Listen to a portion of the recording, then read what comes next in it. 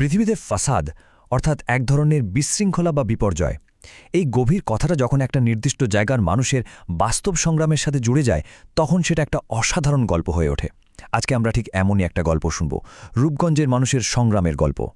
আমাদের পুরো আলোচনার কেন্দ্রবিন্দুতে থাকবে কোরআনের একটা অসাধারণ আয়াত। এখানে বলা হচ্ছে, পৃথিবীতে শান্তি স্থাপনের পর তোমরা সেখানে বিপর্যয় সৃষ্টি করো না। এই একটা কথাই কিন্তু আমাদের আজকের গল্পের মূল ভিত্তি। এই যে একটা সতর্কবাণী, এটা কিন্তু শুধু একটা প্রাচীন কথা নয়। ভাবুন তো, এই কথাটাকেই যদি আমরা আজকের দিনের একটা সমস্যা বোঝার জন্য চশমার মতো করে ব্যবহার করি। চলুন দেখি এই সতর্ক বার্তাটা রূপগঞ্জের বর্তমান পরিস্থিতির উপর কিভাবে আলো ফেলে। তো এই পুরো বিষয়টা বুঝতে হলে আমাদের দুটো শব্দ খুব ভালো করে জানতে হবে। একপাশে আছে ফাসাদ, মানে বিশৃঙ্খলা, অরাজকতা, সবকিছু নষ্ট হয়ে যাওয়া। আর ঠিক তার উল্টো দিকে আছে ইসলাহ, যার মানে হল সংস্কার, শান্তি ফিরিয়ে আনা, সবকিছু ঠিকঠাক করা। আমাদের আজকের গল্পটা কিন্তু এই দুই শক্তির লড়াইয়েরই গল্প। তো এ তো গেল তত্ত্বের কথা। এবার চলুন সরাসরি মাঠে নামা যাক। আমাদের গল্পের গ্রাউন্ড জিরো অর্থাৎ কেন্দ্রবিন্দু হল রূপগঞ্জ। জায়গাটা ঠিক কোথায়? নারায়ণগঞ্জ জেলার রূপগঞ্জ উপজেলার তারাবা পৌরসভা। দেখুন, এলাকাটা খুব বড় নয়, মাত্র 24.60 বর্গ কিলোমিটার। আর 2011 সালের হিসাব অনুযায়ী জনসংখ্যা ছিল 1.5 লাখের কিছু বেশি। কিন্তু এই ছোট্ট জায়গাটাই হয়ে উঠেছে একটা বিশাল সামাজিক লড়াইয়ের ময়দান। আর সমস্যার গভীরতাটা বুঝতে শুধু এই একটা সংখ্যাই যথেষ্ট, 300রও বেশি। ভাবা যায়, পুরো রূপগঞ্জ উপজেলায় 300র বেশি সক্রিয় মাদকের স্পট। এইটাই হলো সেই ফাসাদের বাস্তব ভয়ঙ্কর চেহারা। আর যেখানে মাদক, সেখানেই তো আরও নানা রকম অপরাধ। এই মাদক ব্যবসাকে কেন্দ্র করেই গুজিয়ে উঠেছে কিশোর গ্যাং। এলাকায় নিজেদের দাপট দেখানোর জন্য মারামারি, ভয় দেখানোর জন্য ককটেল ফাটানো, এমনকি লুটপাট আর চাঁদাবাজি সবই চলছে। এই দেখুন সেখানকার একজন স্থানীয় বাসিন্দার কথা।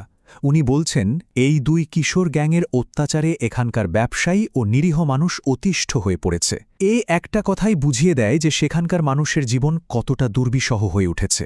কিন্তু গল্পটা এখানেই শেষ নয়। এখানেই আসে সবচেয়ে গুরুত্বপূর্ণ মোড়টা। যখন অন্ধকার খুব বেড়ে যায় তখনই তো আলোর দেখা মেলে, তাই না?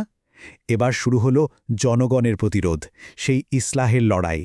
এই লড়াইয়ের প্রথম ধাপটা কিন্তু আসে রাষ্ট্রীয় পর্যায় থেকে, মানে প্রাতিষ্ঠানিকভাবেই সংকট মোকাবেলার জন্য একটা উদ্যোগ নেওয়া হয়। যেমন মাদকদ্রব্য নিয়ন্ত্রণ অধিদপ্তর একটা হটলাইন নম্বর চালু করে। এই যে নম্বরটা দেখছেন, এটা কিন্তু খুব গুরুত্বপূর্ণ একটা ব্যাপার ছিল। এর মাধ্যমে সাধারণ মানুষ নিজেরাই সরাসরি মাদক সংক্রান্ত যে কোনো খবর কর্তৃপক্ষকে জানাতে পারত। এটা ছিল সাধারণ মানুষকে এই লড়াইয়ে যুক্ত করার একটা দারুণ উপায়।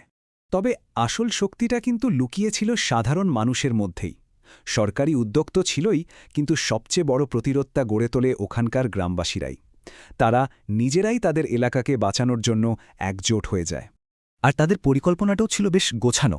দেখুন, তারা ধাপে ধাপে এগিয়েছে। প্রথমে মাদকাসক্ত আর বিক্রেতাদের চিহ্নিত করা, তারপর সবাইকে নিয়ে সামাজিক প্রতিরোধ কমিটি তৈরি করা, এমনকি তারা পাড়ায় পাড়ায় পাহারার ব্যবস্থাও করে।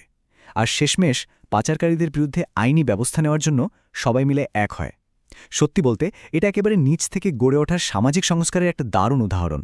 রূপগঞ্জের এই যে লড়াই, এটা কিন্তু শুধু একটা এলাকার গল্প নয়, এর ভেতরে লুকিয়ে আছে আশা আর ঐশ্বরিক করুণার এক সার্বজনীন বার্তা।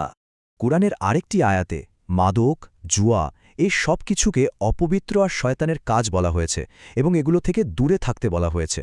এখান থেকে বোঝা যায় রূপগঞ্জের মানুষের এই লড়াইটা শুধু একটা সামাজিক আন্দোলন ছিল না, এটা তাদের জন্য একটা নৈতিক এবং আধ্যাত্মিক দায়িত্বও বটে।